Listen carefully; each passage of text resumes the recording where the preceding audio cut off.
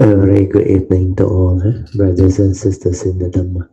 So today is Thursday, 13th of August 2020. We shall be continuing with our sharing on the Heart Sutta, second edition. We are at page 180.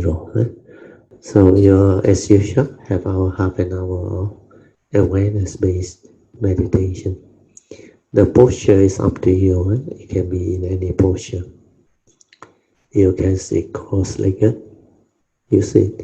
You can either sit on a chair or couch or even lean against a wall. Whatever posture that is stable, that can enable you to meditate, use it. For those who are familiar with the lying down posture, you can also use that lying down posture. So all this is up to you. When you lie down, you remember the four support: relax, maintain awareness. But if you are too tired, you need to rest or fall asleep. You can relax and sleep. Then you become fresh. But try to maintain awareness. The moment you are without awareness, you actually do so. So meditation is to be in a state of awareness without thought. So relax, maintain awareness, that's it. And let things be. Whatever thinking, sankhara activity, they will slow down and finally cease. So you're supposed to observe all this, understand and stabilize that nature. We call it the awareness nature within. That is your silent mind. That is your meditative mind that can allow you to understand many things. It can enable you to meditate. So do it. For those who still need the mind sweeping method combined with metta, then object of meditation to anchor your mind, to develop the sati is up to you. If your spiritual faculty is there, you don't have to do all this. These are only required for those who don't have the spiritual faculty developed. Their ability to train their mind to have the spiritual faculty is still not there, not stable.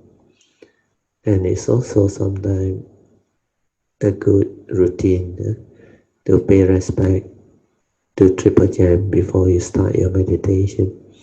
And those who are used to bowing, you continue your bowing, and after a minute or two, you can start your meditation.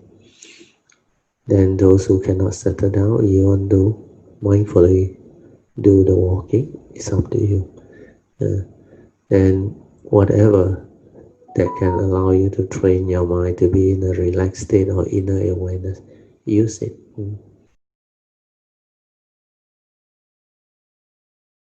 You can be seated and just relax body and mind and maintain some form of attention.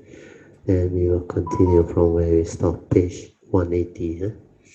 The last paragraph we will go through again so that you can remember what we discussed. We were going through the topic how to develop heedfulness to enable us to meditate. So the development of heedfulness is very important. How to develop the heedfulness needed to cultivate the meditation.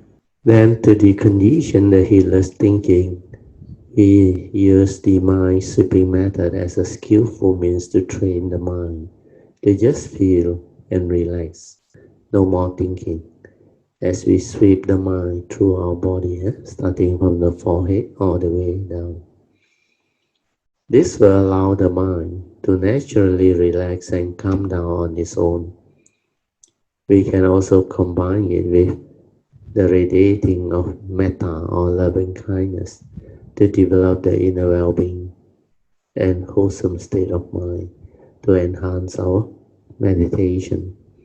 After the mind sweeping method and metta training, our mind should be more calm, more peaceful. and relax. Then we can use it to develop sati, the silent mind with inner awareness via anapanasati or mindfulness of the in and out breath training as taught by the Buddha in his Kayanupassana practice.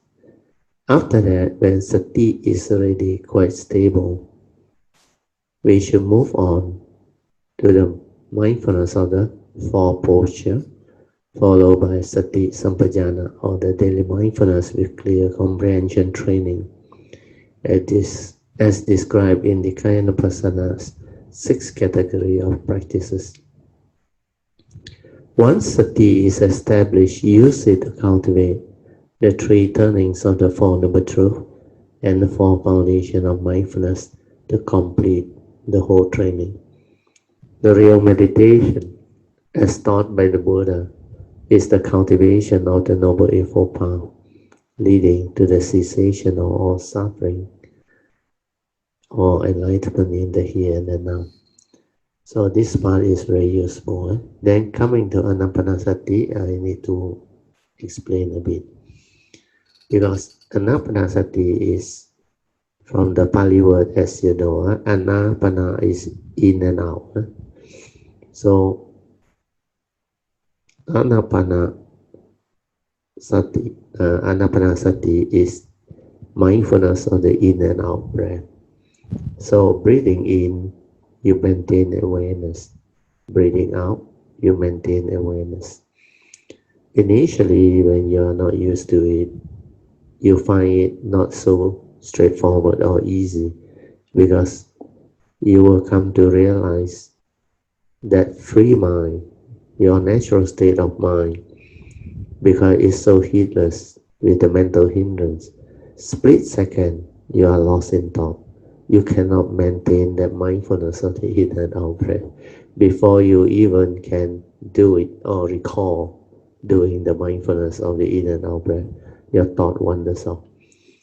But initially, it's that where your spiritual faculties are not developed, you cannot silence your mind. The mental hindrance hinders your mind from entering the meditative state of inner peace, inner calmness, and inner awareness. So what happens is very natural for people who are not trained. So in developing anapanasati, you need to have some form of patience. Every time you wander off, bring your attention back to the breath. Then start again. Breathing in, away. Breathing out, away. Until the anapanasati stabilizes, means you are able to develop it. Means your mindfulness of the in and out breath can become consistent. Means you are able to do it. Then you need to stabilize this anapanasati. Means the mindfulness of the in and out breath has to be done until it is very, very stable and very clear. Means most of the time your mind can stay there, anchored to the breath, because if it's with the breath, it's always in the present moment. That's why when you are able to be aware of the in and out breath, you are without thought within the present moment. That's how sati develops. Sati is awareness without thought. That is what sati is. So when you are mindful of whatever, in and out breath can be one of the objects of meditation. Even your rising and falling of the abdomen is the same. Chanting or hand movement, dynamic meditation is the same. You anchor your mindfulness to that movement. As long as the mind and the movement move as one, you establish sati. So the key training is to anchor the mind to an object of meditation so that you can develop mindfulness on the object of meditation. In this case, it's the breathing. So you just do. Every time you wander off, bring it back. Every time you wander off, bring it back. Sooner or later, if you are patient enough, you will be able to do it, then stabilize it. Then you just do it. As you do it, you will start to feel the calmness and the peacefulness arising. Yeah, when you are in sati, mindful of the in and out breath, you don't have thought. There is just an awareness. Yeah. The awareness will make you very calm, very peaceful. Yeah. Then you need to continue to relax into all mind state that arise, then stabilize this anapanasati until it develop the initial long breath. Like the breath is a very long in breath, then very long out breath. So this in and out breath, initially it will develop until very long. Long means you are able to establish that mindfulness. Then your breath gains strength. Then your prajna, or what they call uh, prajna, is the type of uh, when you do anapanasati, you draw that type of prajna energy from the nature. Because of your mindfulness, you can draw. Then it starts to gain strength, stabilize. Then you will experience the calm mind, leading to piti. Piti is what they call a very peaceful type of mind state. We call it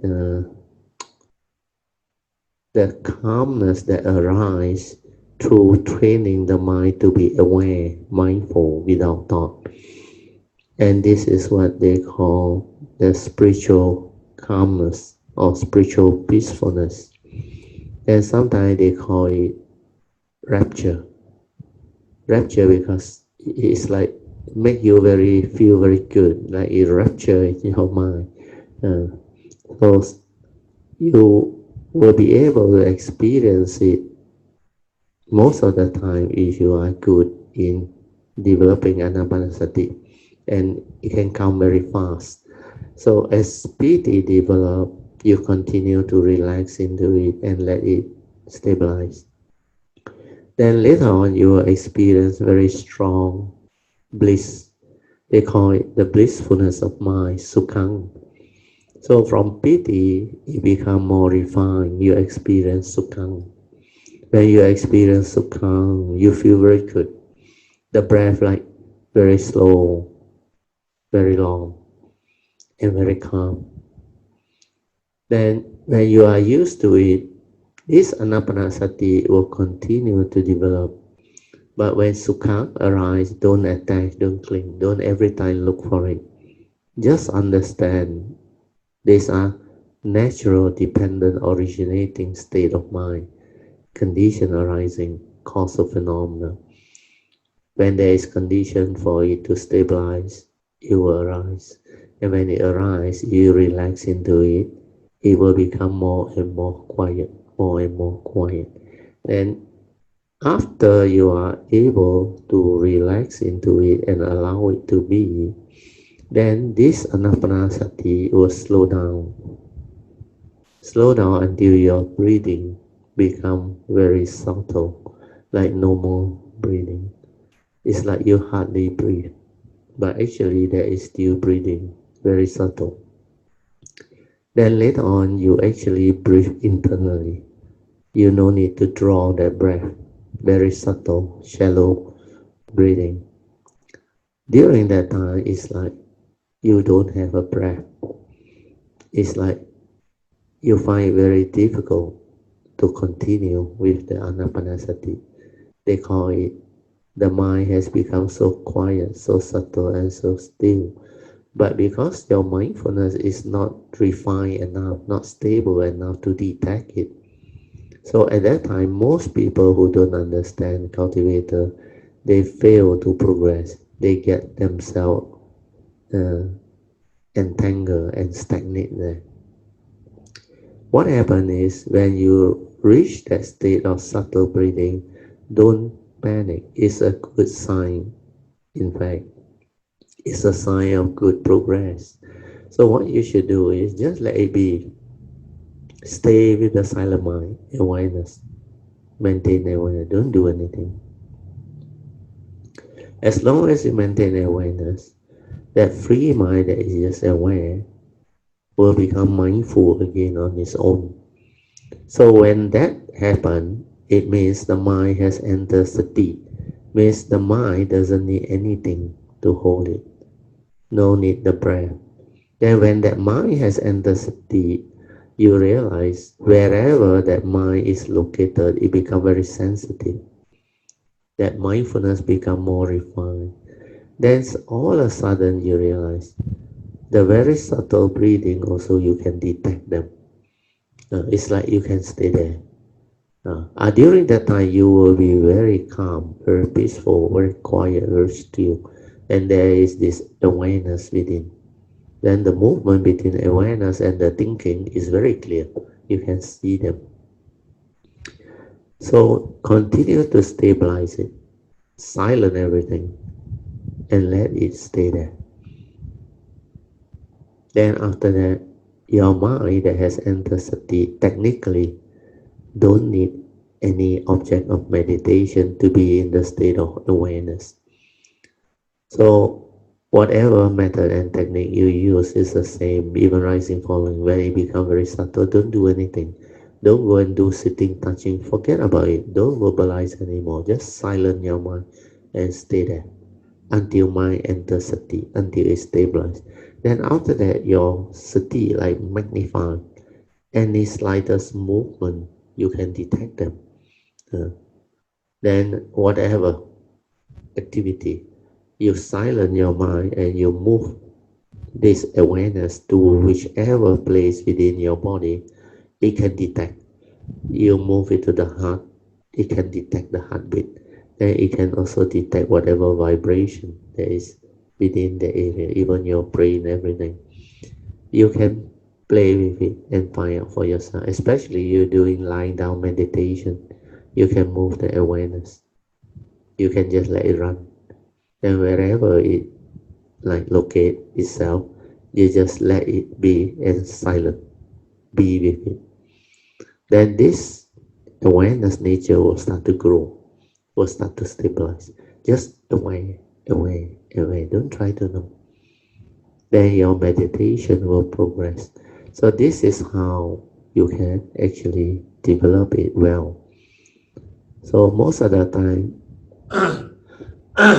people who don't have the understanding, they don't know what to do. They think meditation is just to continue to hold on to the object of meditation. If they do that, it's like swimming. When you continue to depend on the float, to swim, you will never understand the real swimming, which is without the float. So sati, that is naturally there, the free mind in sati, is the same as swimming without a float.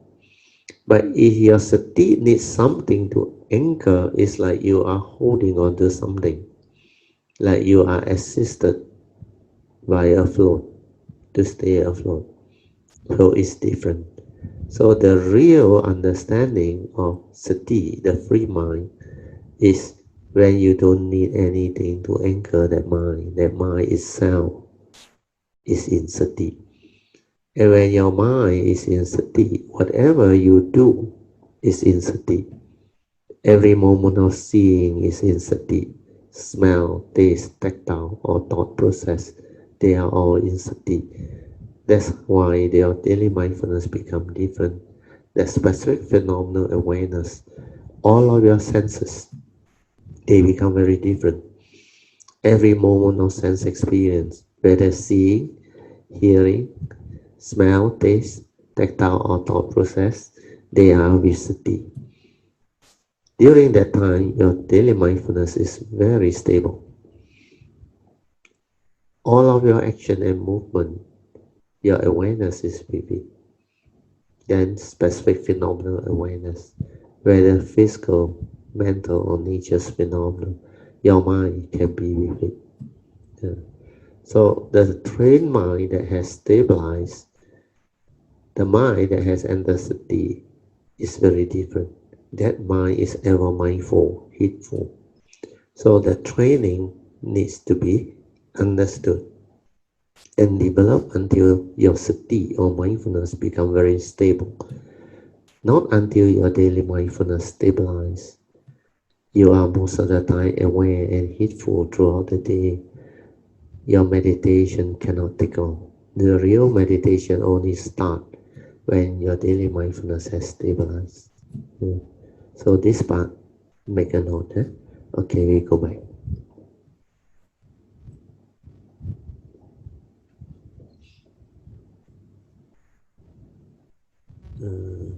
We finish this one.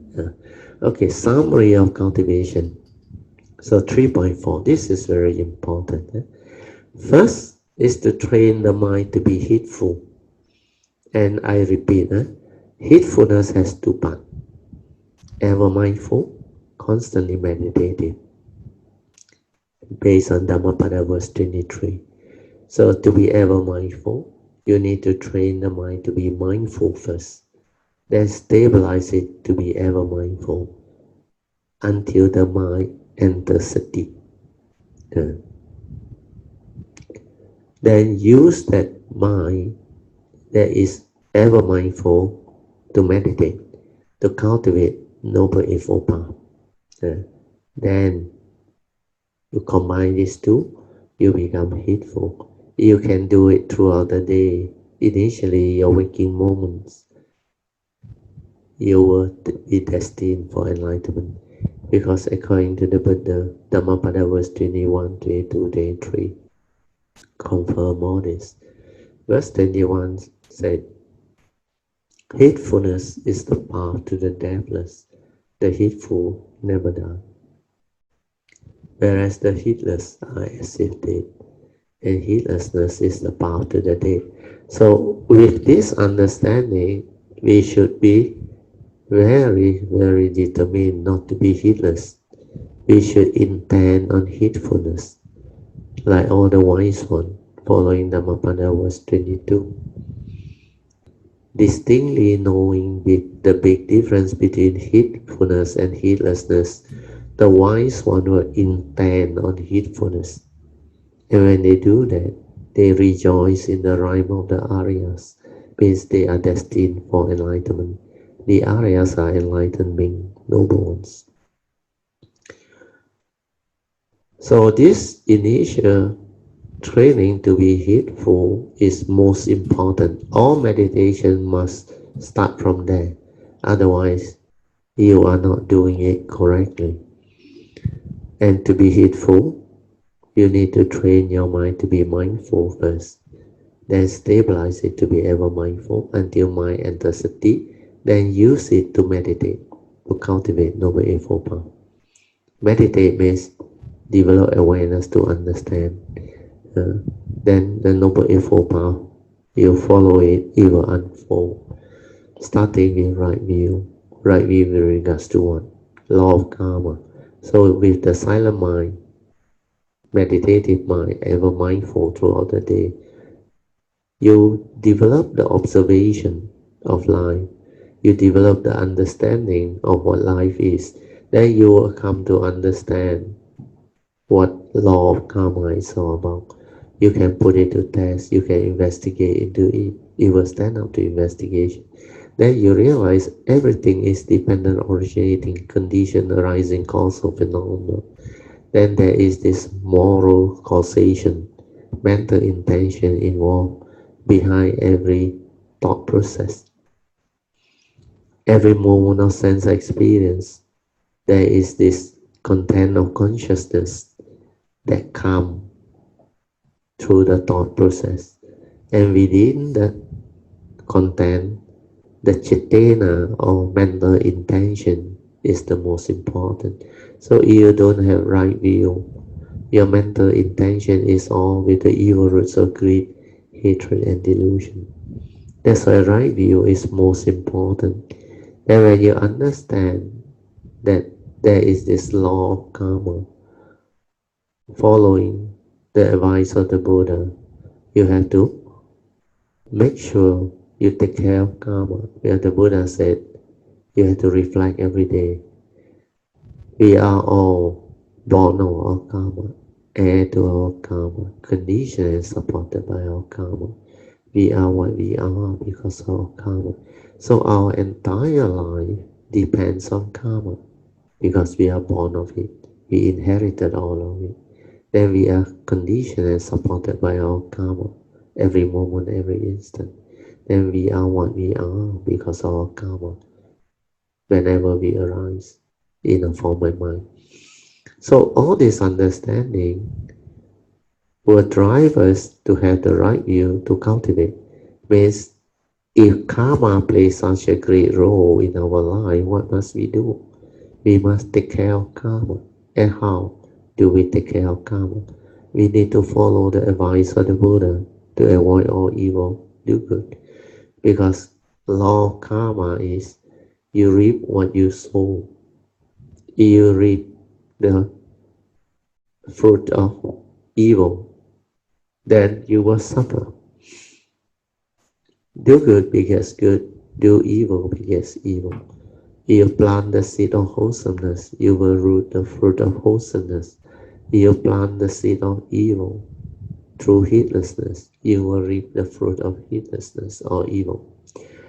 So your karma will fall, you will be afflicted if you don't take care of karma. That's the reason why we have to train our mind to be ever mindful, to be able to take care of karma, means to enable us to keep our precepts. Our precepts depend on mindfulness, so that we can observe our mind, our mental intention. We have to understand what constitutes evil. The evil roots of greed, hatred, and delusion constitute evil. So when we are mindful of these evil roots of greed, hatred, and delusion, then we can develop the appropriate foresight effort to abandon them.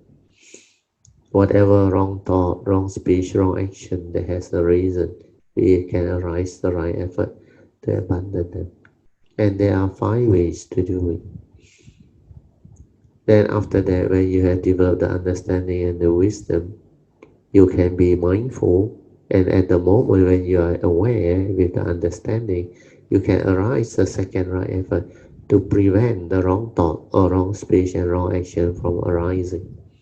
And that second right effort need the initial wisdom, the understanding.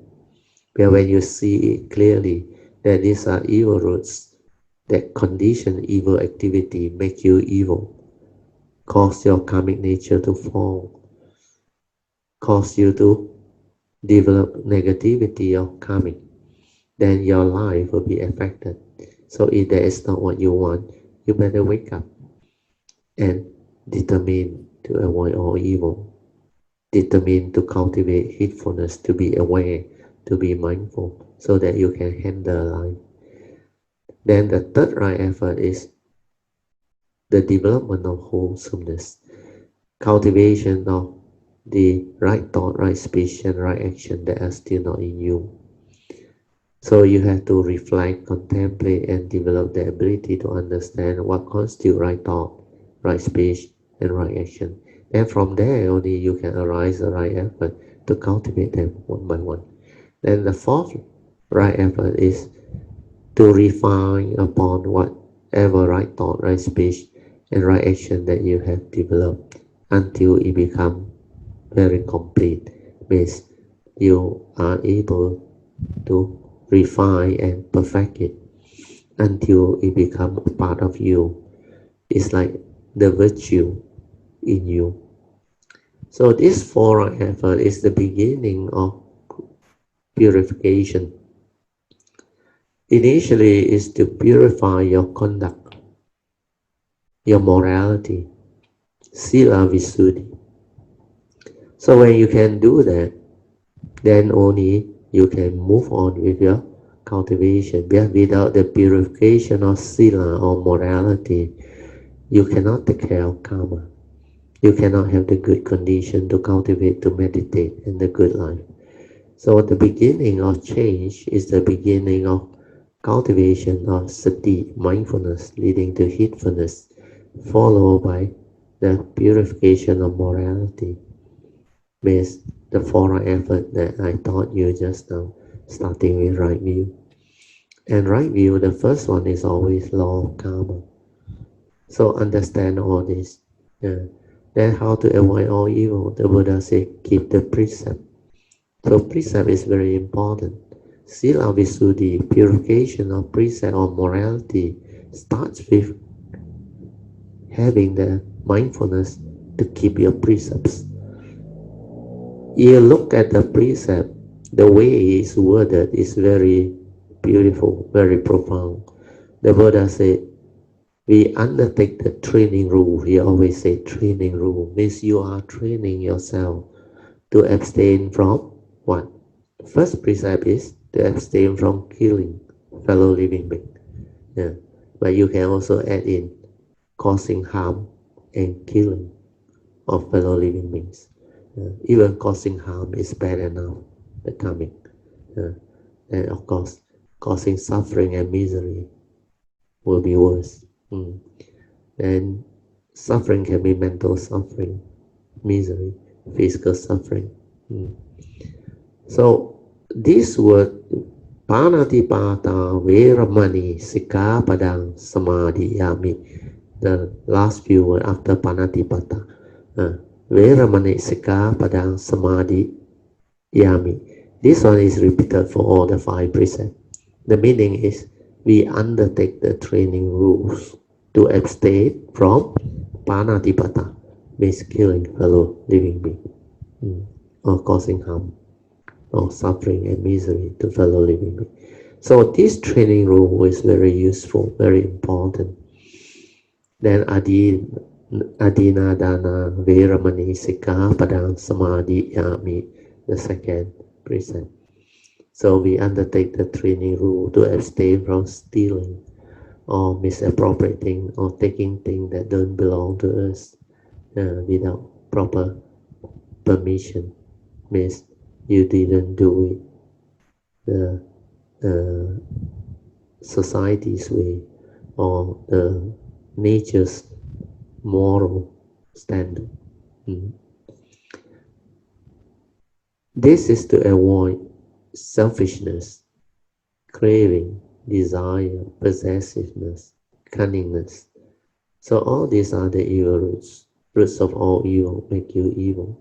When you do all those, means you violate the precept. It constitutes major evil. Then in future, you reap what you sow. People will steal from you, cheat you, deceive you, take advantage of you. Is that what you want? If that is not what you want, then make sure you keep your precepts. So you continue the third, the fourth, and the fifth, you will understand. And all these precepts constitute major evil because you check them. Like first precept, why must we undertake the training rules to abstain from killing and causing harm or misery to fellow living beings? Who will do this type of thing? Who will kill? Who will harm? Who will cause suffering? It's always the deluded people, the angry and violent people, and the selfish people. They have the evil roots of greed, hatred, and delusion. That's why this constitutes major evil, and you reap what you sow. Means in future, you do this to people, fellow living beings. In future, when you have the condition, you become the victim. People will kill you, hurt you, harm you, and cause suffering and misery to you. Do you want your life? You decide. If that is not what you want, you better be serious about life. Wake up. Be heedful. Never to do this. If you don't like whatever you do to people to be done to you, then you better don't do these evil things to people. You have to avoid all evil. That's what the advice of the Buddha is. Failing to avoid all evil will lead to karmic repercussion, karmic friction. So this aspect of sila, very important. Sila Visuddhi, purification of sila or morality. And that is the first cultivation. When sila is being developed, then it will give you the good life because you have started to follow the advice of the Buddha. When you keep your precept, it's like wearing mask. You protect yourself, you protect others. And that is what will transform your life. Because keeping precept is avoiding karmic negativity, avoiding harming others, causing suffering to others. And through that, you protect your karmic nature. Your karmic nature will not fall. So instead of only protect yourself and protect others, you also protect yourself. That's why keeping of precept is a meritorious action. It's considered very, very high merit. And you can keep your precept until it's pure, means you don't violate it. Life after life, you become very beautiful. That virtue will protect you. That sila visuddhi, purification of morality or sila, will keep you safe, happy, uh, peaceful, and full of blessings, merits. Uh, and it's a very wonderful merit. So keeping of precept is one of the 10 meritorious action, and is a very, very high quality merits. People don't understand. You have your precept well kept, life after life, you become very different. Your life become very different. You are like very blessed. Uh, then very lucky, everything go your way. Because you keep your precept means you don't commit negativity, you don't violate the moral code. Then there is no condition for friction to happen to you. So your life is so beautiful. People won't kill you, won't cheat you, won't deceive you, won't harm you. Your spouse, whenever you arise, they will not cheat on you. There is no such thing as getting hurt through sexual misconduct. Then people will not lie to you and deceive you. They, because you keep the fifth precept, you will have condition to continue to keep that precept. Then you won't meet people who violate that precept and cause havoc to the world. So all these are very beautiful. Mm. So sila is very useful. So we move on. Train the mind to be heedful via puja and devotional practice, a daily religious routine to be useful. So during puja, or what we call devotional practice, we should do it until it becomes part of our daily religious routine. In fact, it's a good practice. Every religious ceremony, the Buddha recommend that we have puja. That's why we have the pre-puja, the post-puja. And these are handed down and taught by the Buddha. And it's very important, very useful. That's why we do it. Then on your own, last time when I was cultivating, the first thing I will do is early morning when I wake up, I will do my puja, short one. Then after that, I meditate for a while. And I read it merits, share merit, transfer merit. Then I do the closing puja. Then before I sleep, I do the same. And whenever I have condition to do like Sunday service or what, I will do. I will participate in the chanting. And in the chanting is very beautiful. It's puja chanting. First, you get to do almost all the 10 meritorious action when you attend the Sunday class or Sunday service. You reach the temple, the shrine hall, you immediately go in and pay your respect. Then do your bowing. So paying of respect, reverential salutation is a meritorious action. Then you chant. you chant the salutation to the Buddha, which is to recall to mind who the Buddha is. And that itself is very virtuous and give you faith. It strengthens your faith. Let you recall to mind the great teaching of Lord Buddha, the Buddha Dhamma and the Sangha. And you chant the salutation to the Buddha, Dhamma and Sangha so that you know what the triple gem are and why you take refuge in the triple gem and the meaning of refuge. After that, normally you renew your 5 precepts. All these are very meritorious. Then the chanting gives you the faith, the vibration, the saddha leading to virya. And you do it mindfully. The spiritual faculties are developed.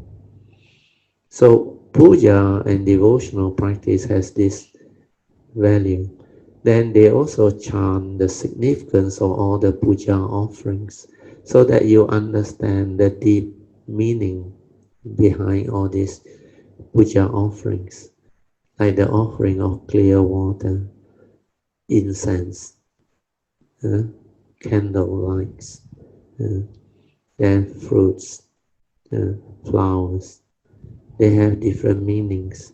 Then there are also other very rather meaningful offering.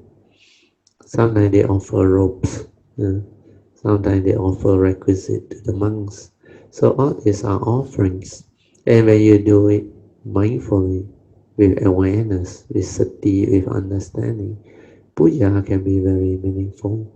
Then closing puja, you share merit, you transfer merit. Then in between, you meditate. Normally they have short session of metta or loving kindness meditation. For us, we have half an hour awareness-based meditation, which is very important, very useful. And this one is a great field of merit. You can really calm your mind down, develop the ability to be just aware. The free mind that is just silent and aware, very, very wholesome. The merit is very high. Do you understand the meaning of it? According to the Buddha, to have a moment of pure thought without the evil root is so pure, so wholesome. Whatever merits you do, you cannot match a moment of pure thought without any evil roots. That is a pure mind. And to have a moment of pure thought is so beautiful. But when you can meditate for half an hour, almost the entire half an hour, you are in that state of purity, pure awareness, pure thought. That itself is really, really wholesome, beautiful.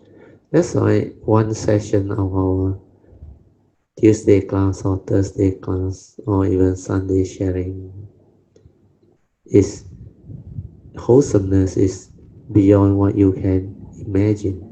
You do it with understanding. You can develop it with full attention and mindfulness and awareness. It's really wholesome. And it will transform you. It will allow you to progress very beautifully. So all these are very meaningful. So puja has its beauty. So the 10 marital section we go through, you can make offering, puja offering, or offering to monk, whatever, or make donation. So dana is one of the marital section. You keep your precept, another marital section. Then you meditate, another marital section. So dana, sila, bhavana. Then after that you listen to Dhamma.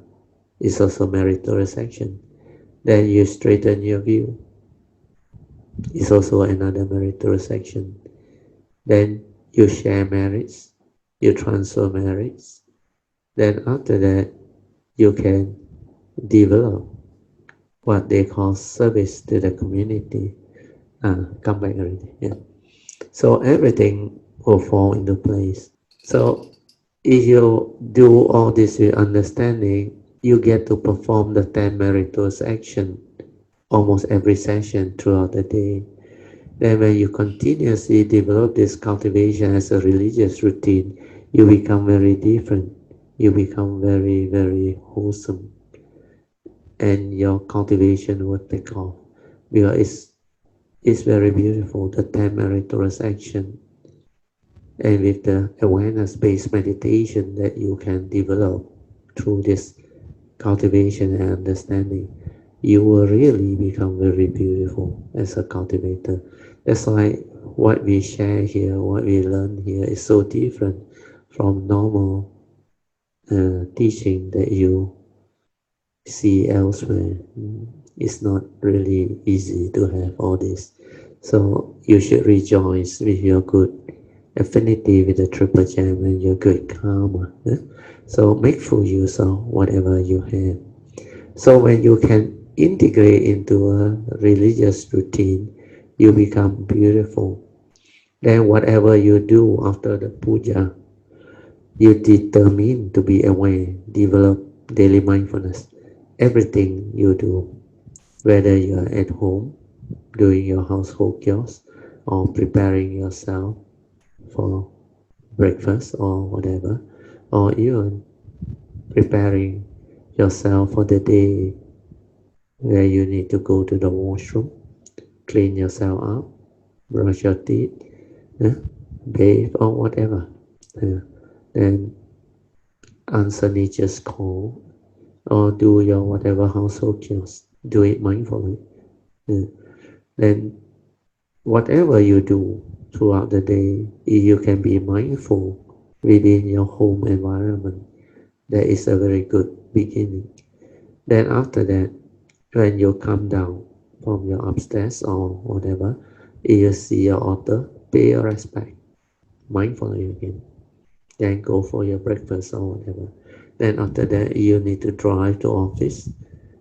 Be mindful of all the process, how you actually reach out for your car key on the alarm to unlock your car. Then how you carry your whatever office equipment, laptop or bag or whatever. Mindfully everything. Then how you come out of the house, how you actually lock your door and all those things. Then when you move your hand to slide the grill or move the grill, be mindful. Then when you enter your car, how your hand approach the handle, pull it away, every movement away, every action away. Then how you sit, how you check on the mirror, then how you on the ignition. If it's automatic, how your hand go and on that auto switch. Be mindful. Then how you hold your steering, how you reverse your car, how you on your auto gate and all those things. Be mindful. Then leading to the office all the way. Yeah. And even your working moment, working hours. If you can do that as a religious routine, you will progress very fast. Your meditation will take off. It will become very different. Mm. So coming back to a summary of cultivation, training the mind to be heedful, you need puja, which I have described, devotional practice. Then combine it with a daily religious routine will be very useful. Then B is for those whose spiritual faculty are still not developed. You can use mind sweeping method and metta to decondition your heedless thinking, which I have read just now. Yeah? Then once you decondition your heedless thinking, your mind becomes very quiet, very peaceful, and tranquil because you just feel and relax. You no longer think. When you just feel and relax, you will decondition your heedless thinking. Then to start thinking again, the momentum to move it is more difficult. You need more energy. That's why mind sweeping method combined with metta is a very good uh, skillful means to decondition your heedless thinking. And this mind sweeping method also will enable you to develop the training of the mind to be at the location you want it to be.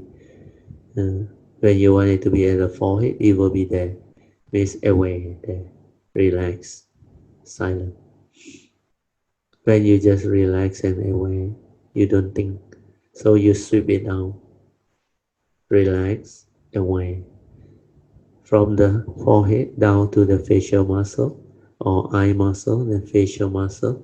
Keep on relaxing. Feel relaxed, no more thinking.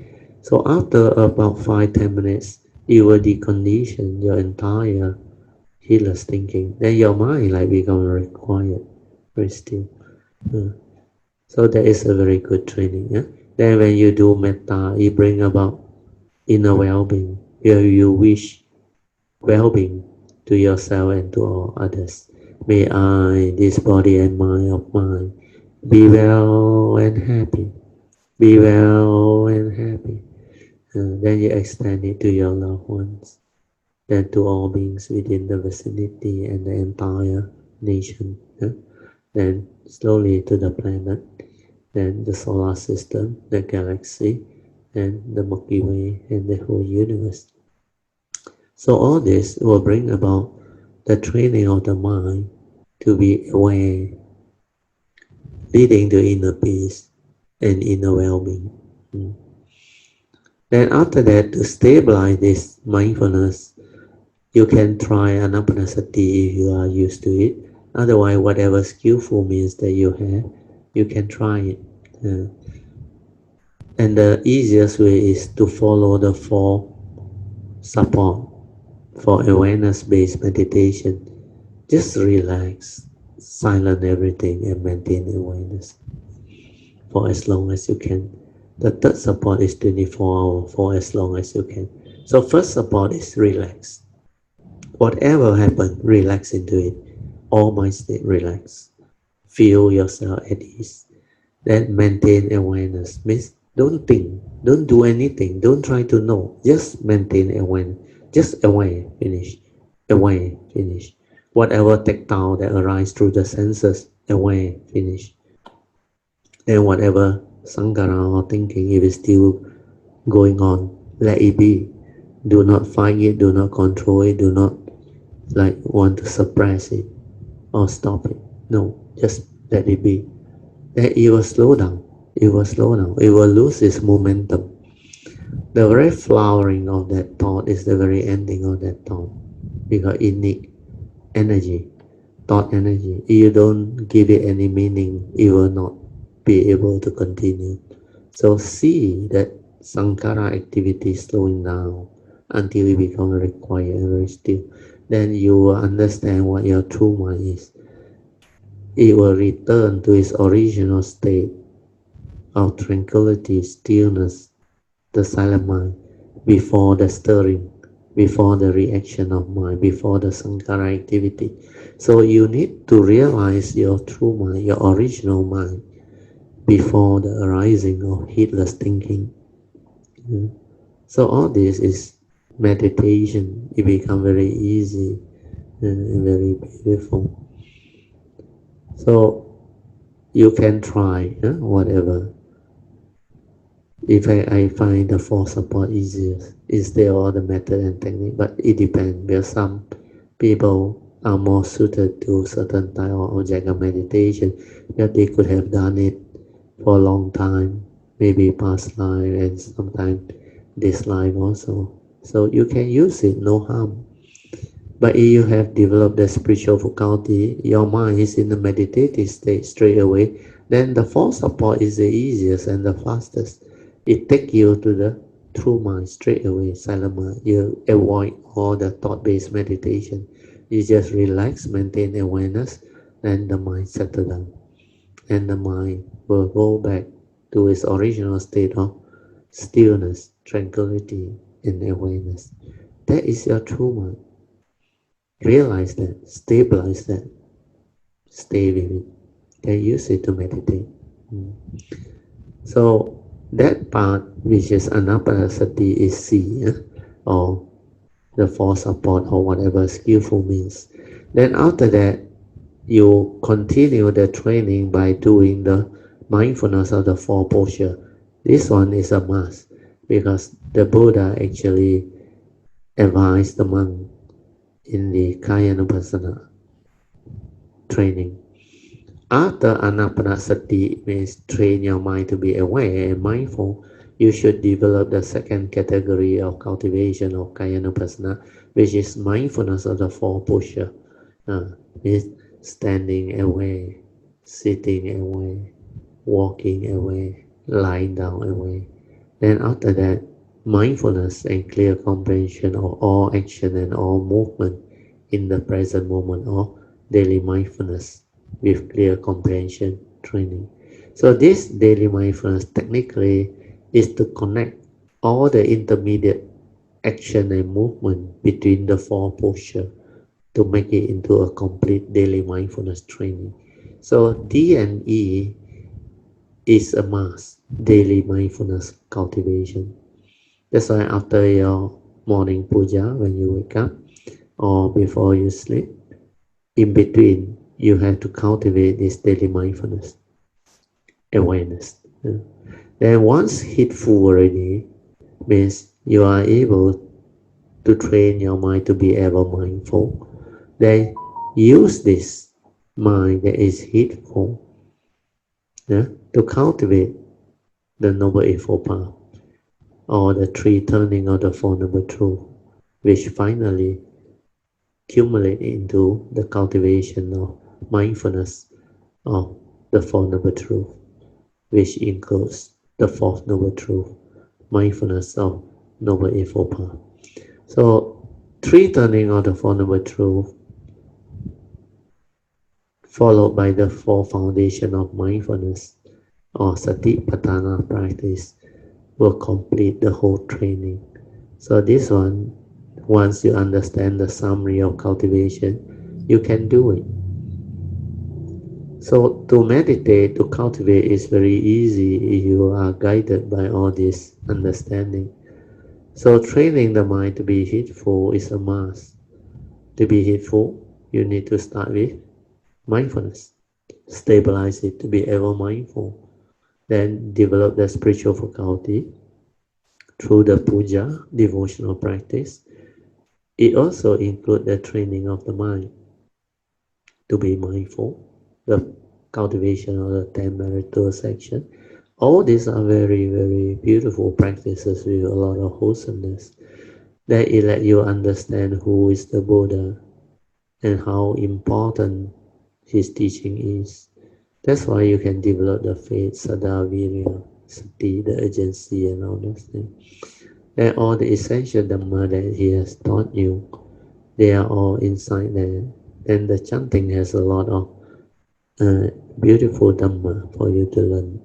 And it stabilizes your faith through chanting. The vibration actually open up your heart and make you feel calm and composed. Then that faith will drive you. And that training to be aware, to be mindful, you must develop it.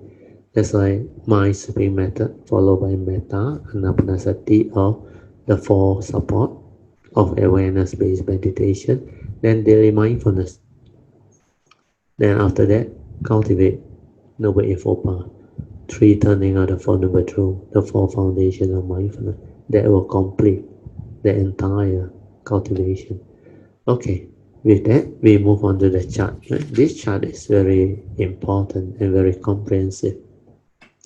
So hopefully with the complete detailed explanation, by now you look at this chart, it becomes very easy. So to understand this chart, you must go to the center circle. You must understand what is meditation as taught by the Buddha. So what is the meditation as taught by the Buddha? First, you must understand the definition.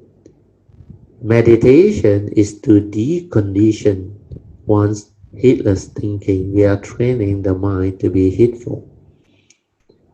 So first part, decondition the heedless thinking. The reason why I use this is because most people doesn't know why they are heedless, why they think a lot.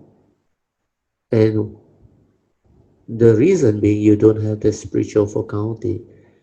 And since most people don't have spiritual faculty, that's why meditation is to decondition one's heedless thinking first. We are training the mind to be heedful. And to do that, you can start off with the mind sweeping method combined with metta. But you have the spiritual faculty, you don't need. You straight away go into the for support, relax, maintain awareness, then you will be heedful. Initially, of course, you will be mindful, then stabilize it, ever mindful. Then use it to cultivate Noble Eightfold Path or the insight into the three universal characteristics of nature to cultivate wisdom, awakening, to liberate the mind so that it is at peace with all life situations. So when you understand this definition, you will be very focused in your cultivation. You will not deviate. Means when people teach you all the thought-based meditation, you know you deviated already. Because you are not training the mind to be heedful, to be aware. You are not deconditioning your heedless thinking. You are not developing your spiritual faculty. So all this you will understand. So after the definition, you move on to the next one. How to develop the five spiritual faculty with strong determination to overcome the five mental hindrances. So this one I already taught you, puja. Puja, when you chant, it gives you faith. Because when you participate in all this religious ceremony and service, even like our classes and our whatever, what they call spiritual activity, we develop faith. We cultivate the 10 meritorious action. We train our mind. We develop mindfulness and everything that is related to the essential Dharma training.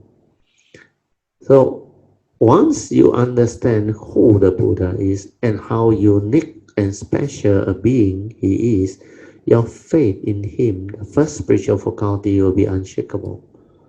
Because the Buddha is not only an enlightened being, he is fully enlightened, perfect in virtue and wisdom. To have such a being to be your teacher, your guide, you must count your blessing. So your faith in him will be unshakable, very strong. Then when you understand how beautiful his teaching is, it will drive you to cultivate. Because you see the importance of this teaching, this cultivation.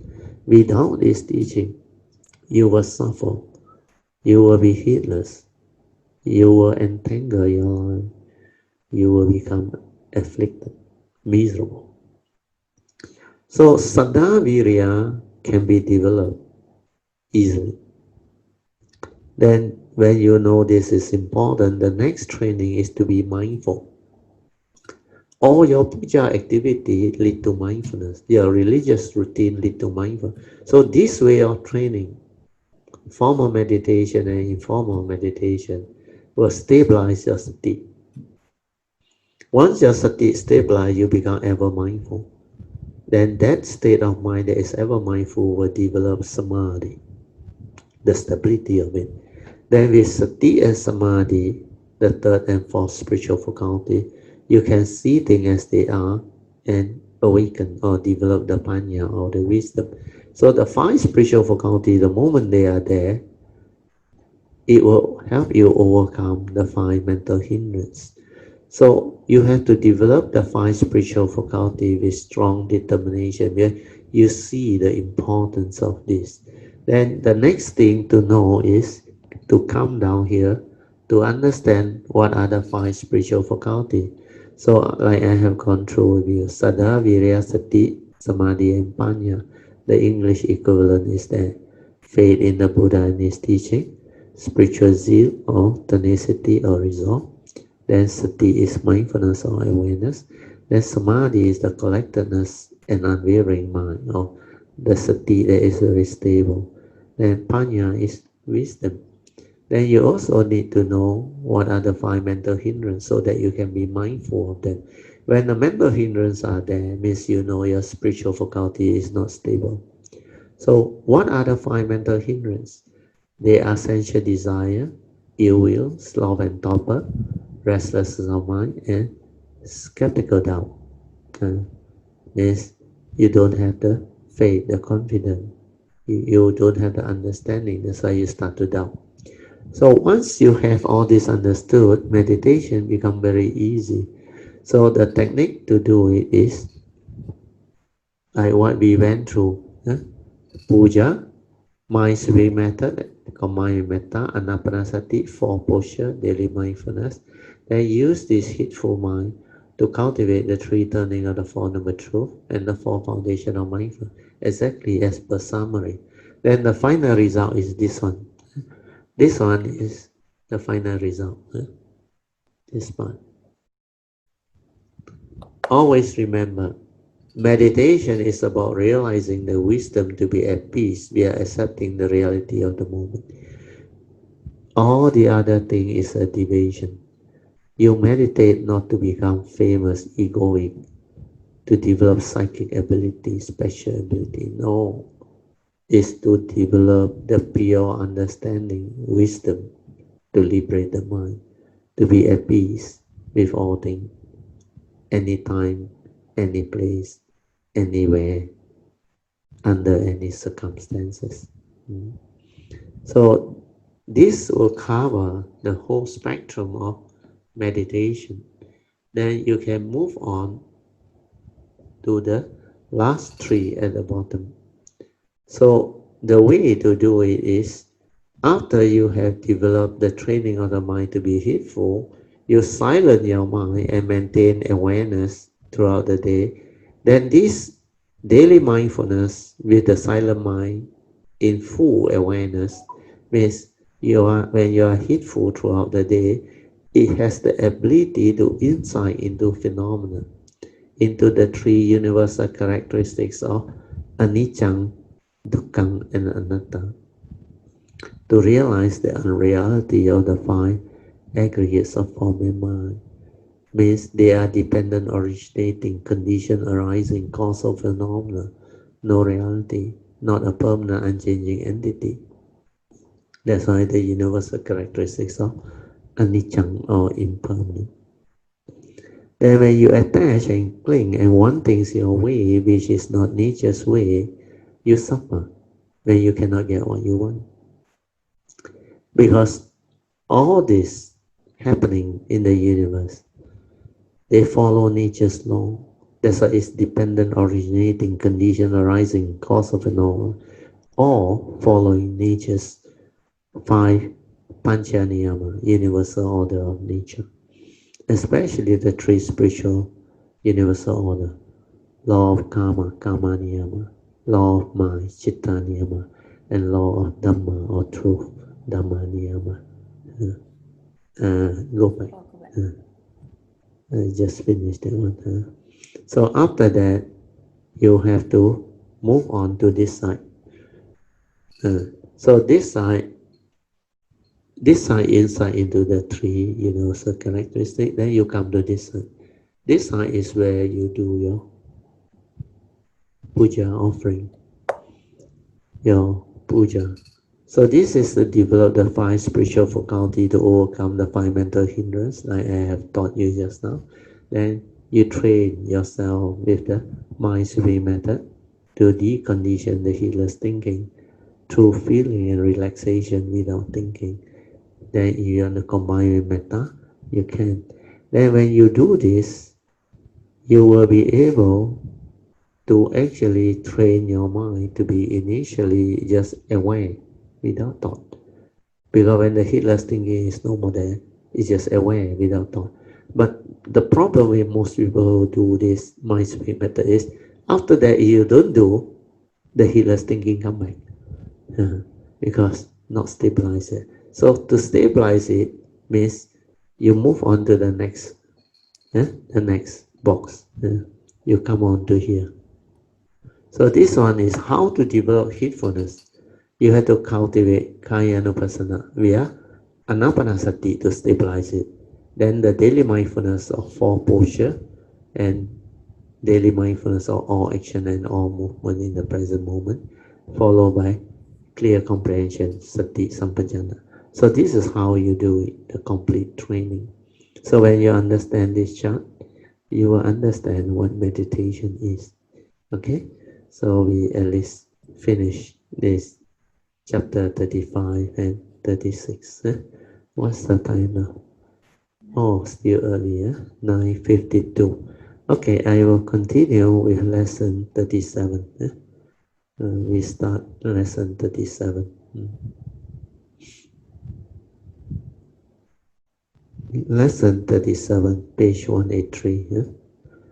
Understanding the three conditions for Bharatiya's Dhamma sharing. This is very useful for those who are quite new, who have not read the website explanation of how the website came about. You have to pay attention to this.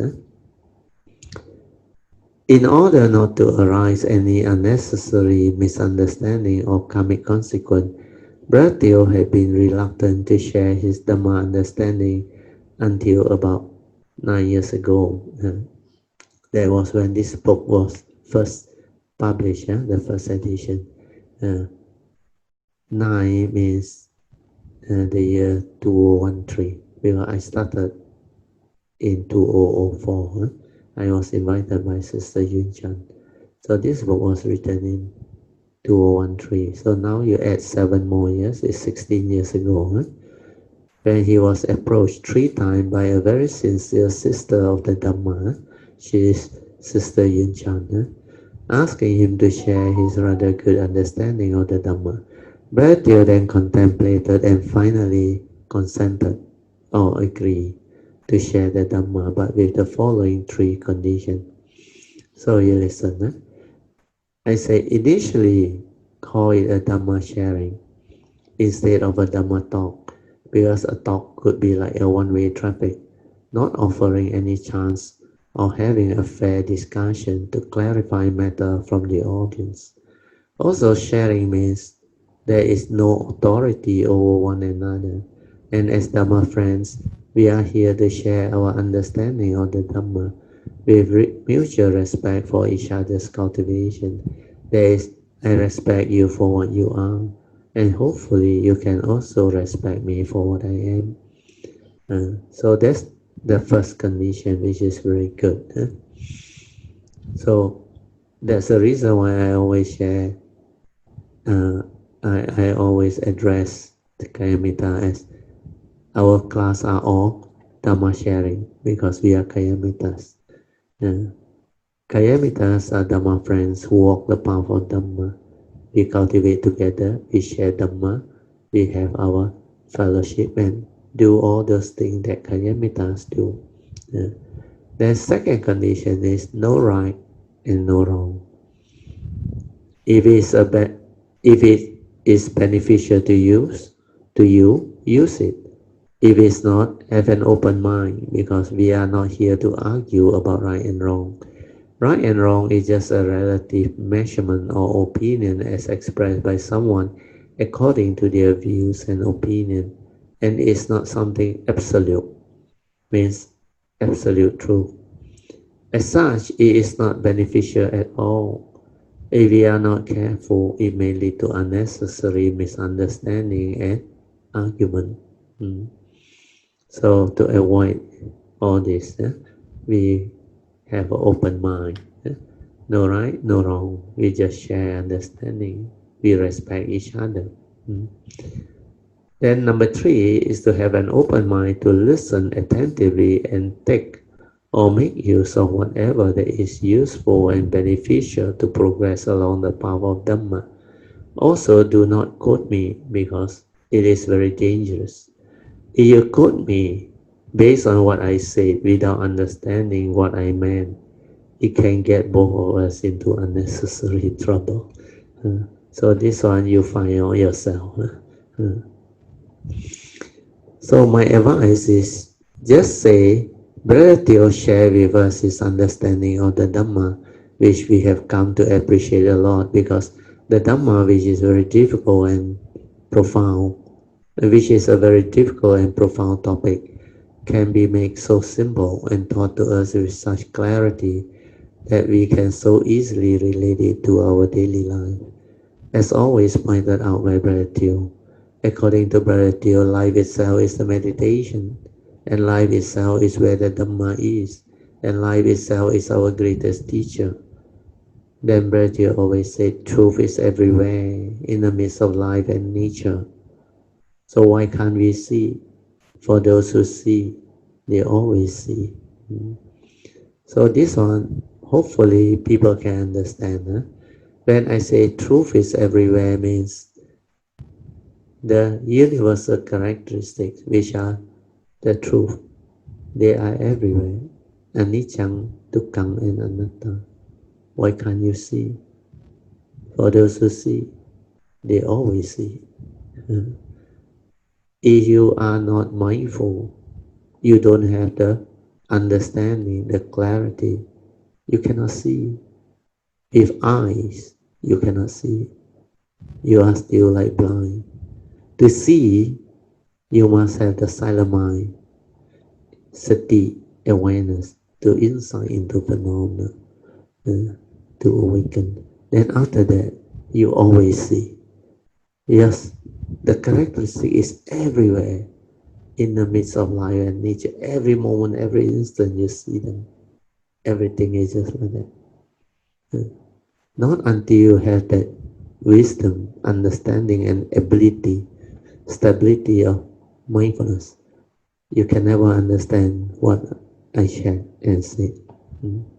So this part is very important. Then we move on to the next paragraph.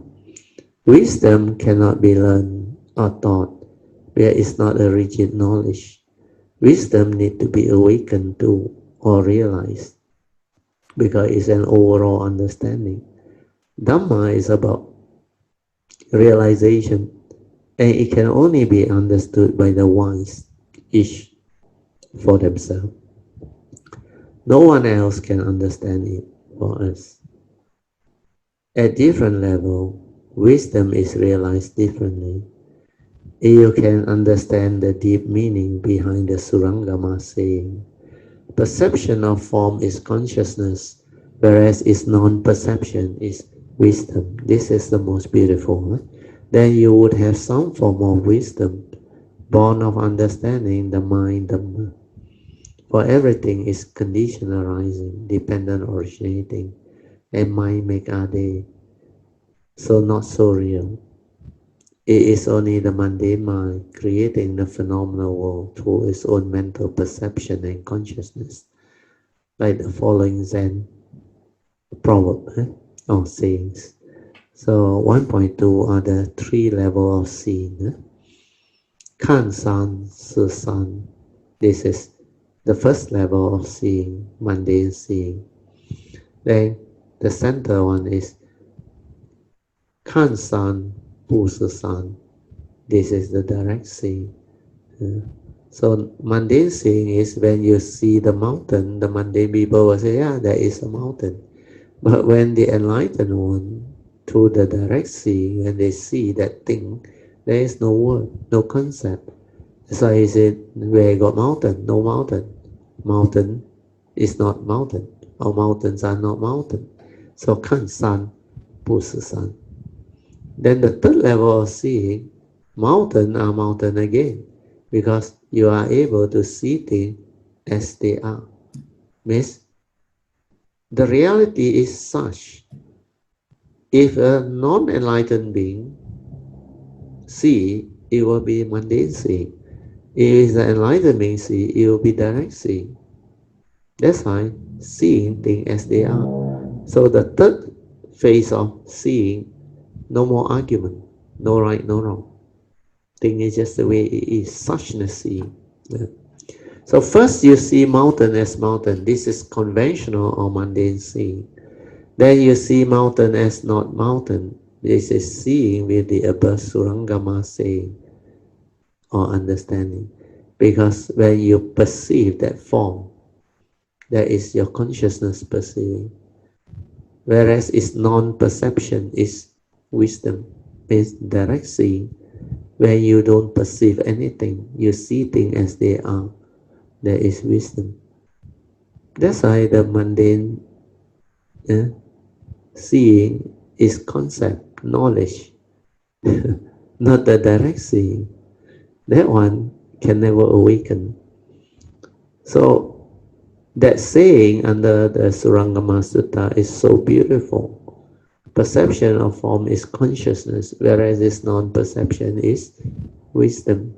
And that sentence was so beautiful, so wonderful. When I first read it, I was full of joy. My nature really opened up with joy. And I tell myself, this is the real Dhamma. How many people can understand that? Very rare. Only the enlightened being. Mm.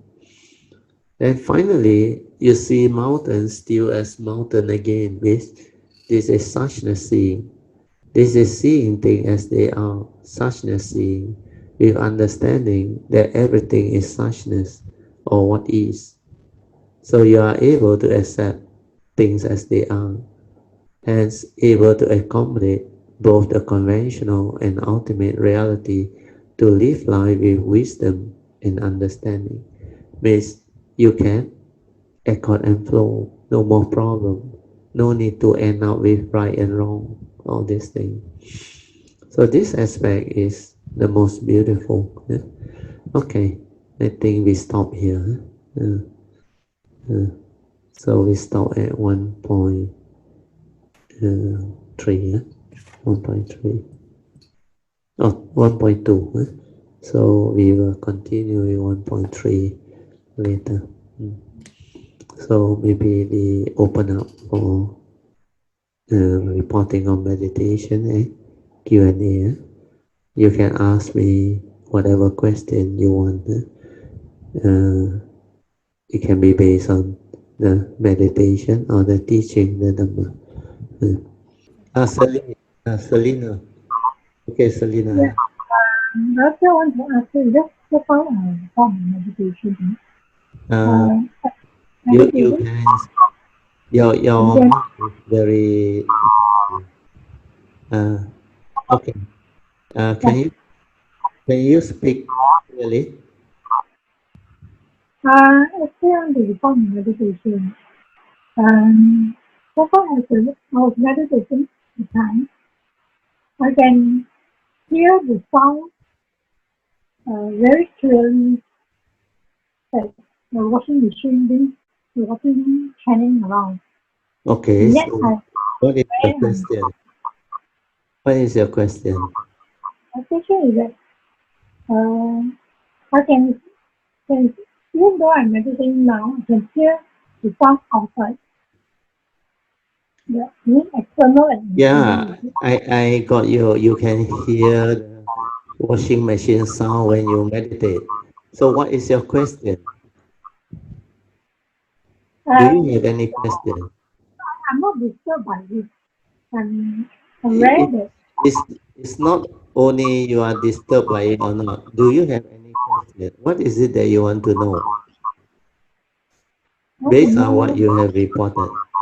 I want to know related to this Zen flower. When you Ah, say it's mountain, can you elaborate on this flower? Give us okay, a okay. I understanding. already explained just now, but I don't mind repeating it. You have to learn to understand it. So anyway, thank you for your good question, Selena. So you see, I believe I understand what you want to ask, but you don't know how to phrase it. So you try to relate to the three level of seeing the Zen proverb with the machine sound that you hear during the meditation. Uh, First thing I must let you understand is, please, this is not knowledge.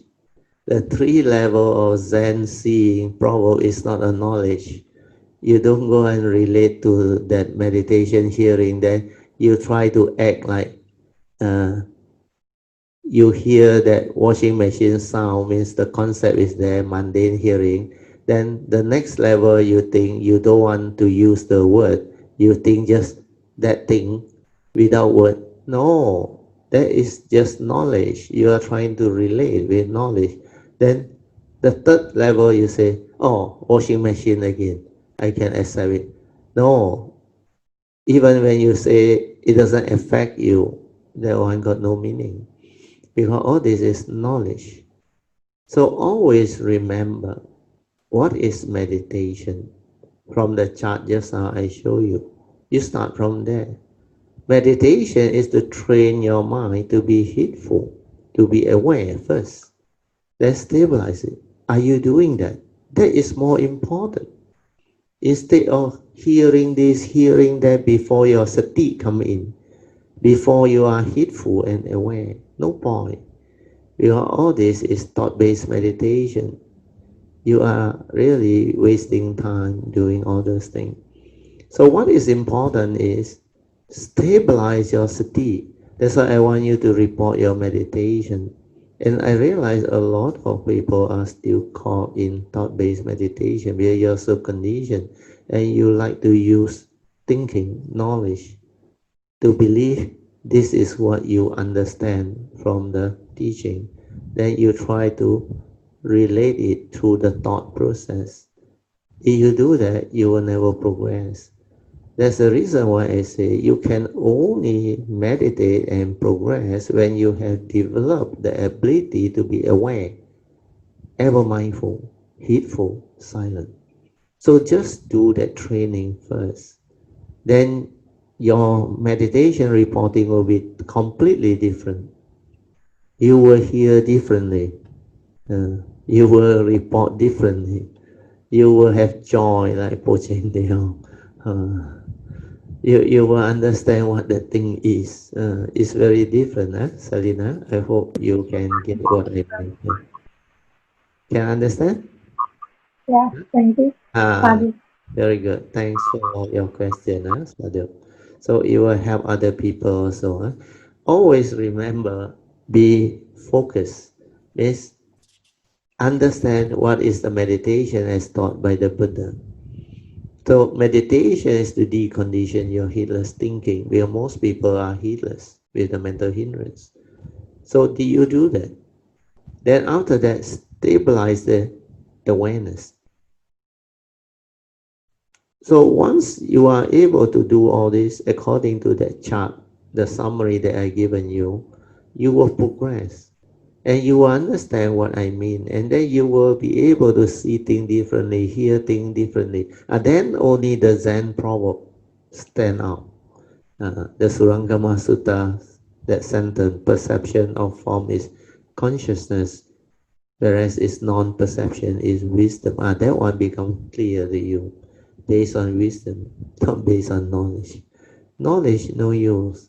You try to analyze, reason, no use, because that is knowledge. It's not based on the direct seeing, the awakening, the understanding. When you have the ability to have the direct seeing, then your mind transforms, you become different. Then that truth that is mentioned in the sutta become very clear to you. Then you realize that is what you realize. That was what you realize. After your stability of mindfulness is there, your nature transform and you see things as they are. You will have the ability to have the direct seeing. You have gone through the normal seeing. Then the direct seeing will awaken you, then you understand. Then after that, the suchness seeing, you also will understand, because as you go through life, you realize that duality is still created by the mundane mind, right and wrong, mountain and no mountain. Who say that? The mundane mind interpret that. When you have the understanding already, you see things as they are. Suchness seeing, no right, no wrong, depending on who see. And when you are able to do that, you can be at peace. You can accord and flow. You can accept the reality of the moment. There is no need for argument. So all these are very beautiful Dhamma. Okay? hopefully everybody can develop the understanding. Yeah? So we should once again thank Selena for the good question, and we should rejoice. Huh? Sadhu, sadhu, sadhu. That's why you must learn to ask questions. Then I can explain to you and let you understand more. If you don't speak out or ask question or report your meditation, you will not learn. You will not learn. But there are some who already have the understanding. That's why they keep quiet. They allow people who don't really have the understanding as yet the opportunity to ask and to raise their questioning or reporting of meditation. Okay, so that is Selena. Anybody else? Yeah, yes, Alicia, yes, I do. Radio，可以不是在给 instruction 讲Anapanasati，然后就我就一直跟住你的 instruction，我就进去呀啦，很快的，对，其实是非常好那个 method。然后我想问 Brother Joe 的是，可以啊。我的 meditation 现在好像越他就感觉就是越信越深，越信越深，好啊，这样。然后 today 你看一个感觉 hollow 掉这样子。呀啦，然后你做什么？然后我不是静静静静就好像刚才我讲的 ，when you reach like there is nothing anymore, like everything becomes so quiet, so still, stay with it. Stabilize that nature， 因为那个 nature 要一阵子来 stabilize 的，不是这么快的。你要了解到，好像那个玛雅那的 explanation， 了了见性 means you must realize that nature until very, very clear and very stable. And there is a saying in Mahayana, yes, I heard it spoken from somebody who has developed it quite well. He quoted from the Sutra, he said, 了了见性常住. So the meaning is very deep. If you can realize during your cultivation as a form of mind that nature clearly, you actually can stay very long. 常住 the meaning is after the form of mind, no more, means your parinibbana or whatever, but because of your bodhisattva vow, you actually can come back again. But you don't have to come back immediately.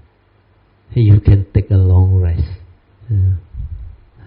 Then you can choose your timing. Like my nature, you can choose your timing, the civilization and all those things. So you have to realize that nature clearly. 了了见性常住. So most people who gone through the process, they don't understand what it is. It's like you say hollow, nothing. That in fact is a good stage, because for you to realize that the mind is already very quiet, but the thought come in and analyze, understand? Just like I shared with you today when we were traveling. Like what happened to Song earlier on. Because when your thought come in, it will analyze. Then, of course, your case is not so serious as analyze. You know this is beautiful. Then you say your meditation has progressed to the stage that your anapanasati become very clear, very easy. From the instruction I given you, you can just go in and develop the subtlety of anapanasati until the mindfulness becomes so quiet, so still, like nothing, like everything is hollow. Then when you describe it, you laugh, because you don't see the importance of silencing until the mind really enters sati. When the mind really enters sati, it becomes completely different. It becomes just that nature. then you realize that nature very clearly, very stable. That every movement, every action, every form of my activity, that nature is there, and that nature is very strong. Then you are always with that nature, and that nature, when it's stabilized, your daily mindfulness not only stabilized, you are always with that nature. And that one, when you can reach that stage, you become very different again. There are a lot of things inside the heart area that transform. At that time also a lot of byproduct is gas. Gas, you tend to fart a lot, yes. But never mind. We are that nature when it's aware that all this toxic thing or whatever, it will clear, it will start to clear. Then because it activates the movement inside. So the byproduct is gas, and most of this gas is without smell. But you will see them releasing, you will experience them, you will understand them. Then all this is very beautiful, because once you are able to silence your mind and really go in deep, then you will understand all this. Okay, Alicia? Sadhu. Amitabha. Yeah. Let us rejoice. Sadhu. Sadhu. Sadhu. Okay, good. Anything else? 还有什么？他就是现在，因为我每一天都有做 meditation， Yeah. 然后他就是差不多 every day 的 sitting 都有，就是你看到很多东西的不同。Yeah. Then in the daily life again different. Then in the formal meditation again different. But stabilize that awareness until the mind enters sati and 了了见性. The word is 了了见性, this forward. Means clearly illuminating that nature. Realize that nature.